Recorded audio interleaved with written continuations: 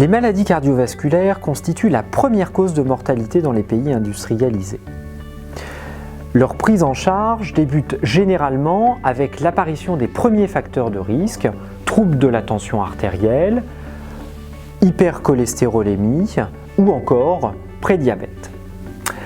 Or, l'apparition de ces déséquilibres est généralement précédée par des étapes sans manifestation évidente et notamment une inflammation continuelle de faible intensité que l'on appelle l'inflammation de bas grade.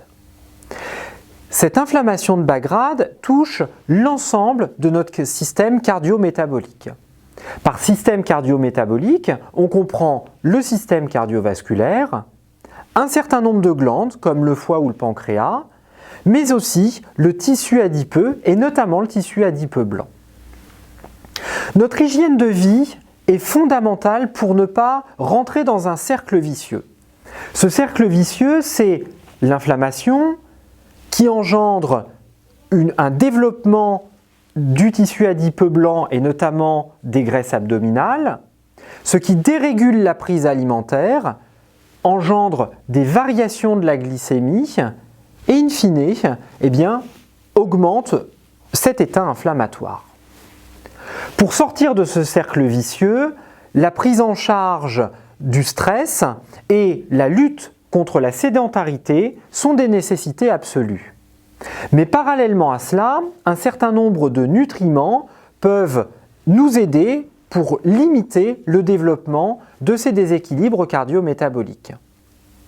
Parmi ces nutriments, citons les oméga 3 ou la vitamine D, un certain nombre de polyphénols antioxydants qui possèdent des propriétés protectrices, notamment du système cardiovasculaire, et puis enfin, un certain nombre de plantes et de nutriments qui ont une action hypoglycémiante ou modulateur de la glycémie, comme la cannelle, le gymnéma, le chrome, le magnésium ou encore l'acide alpha-lipoïque.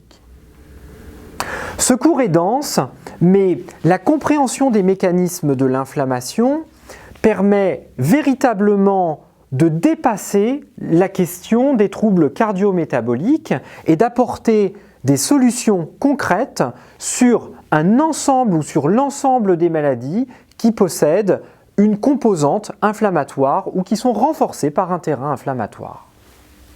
Les objectifs de ce cours sont bien sûr de comprendre les mécanismes biochimiques à l'origine de la réaction inflammatoire pour comprendre ces deux dimensions principales, à savoir la durée et l'intensité de la réaction inflammatoire.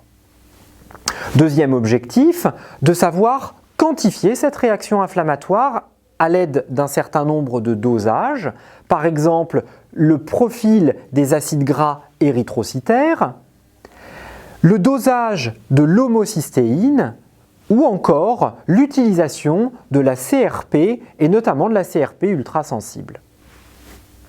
Troisième objectif, de savoir utiliser les plantes et les nutriments qui modulent la réaction inflammatoire, comme par exemple les oméga 3 et les phospholipides d'oméga 3, ou un certain nombre de plantes connues pour leur effet anti-inflammatoire. Je pense notamment au curcuma, à la boswellia, au saule blanc ou encore à la reine des prés. Le quatrième objectif sera de bien faire le lien entre une inflammation de bas grade d'une part et l'insulinorésistance d'autre part, qui est vraiment la clé de voûte de ces dérèglements cardio-métaboliques. Enfin, nous aborderons la prise en charge concrète de ces dérèglements cardio-métaboliques, notamment via des rééquilibrages alimentaires spécifiques. On verra ce qu'est l'alimentation anti-inflammatoire.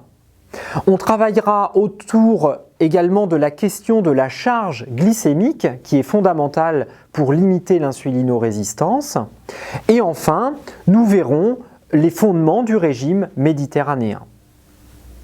Plus spécifiquement, nous aborderons les nutriments permettant de réguler les dyslipidémies, troubles des triglycérides et du cholestérol, d'améliorer les troubles de la glycémie, Et enfin, d'envisager des mesures concrètes, hygiéno-diététiques, permettant d'apporter des solutions, notamment contre le problème d'hypertension quand celui-ci est léger à modéré. C'est avec beaucoup de détails et de minutie que je vous accompagnerai sur ce cours sur l'inflammation de bas grade et ses conséquences cardio-métaboliques. Alors, à vos cahiers, à vos crayons, à vos tablettes et à vos ordinateurs, c'est parti!